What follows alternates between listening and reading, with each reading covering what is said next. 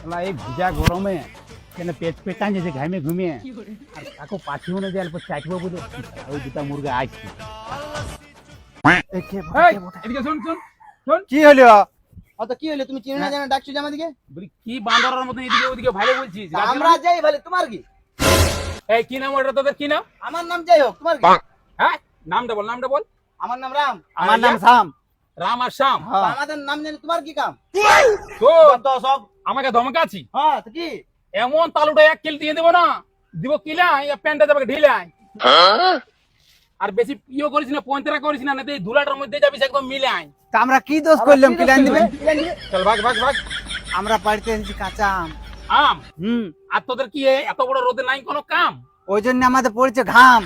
যা যা ঘাম, খেলাধুলা ঘাম। তাহলে আর নাই পারিব আম, তাহলে বাজারে 1 কিলো দাম। যা যা চললাম তাহলে।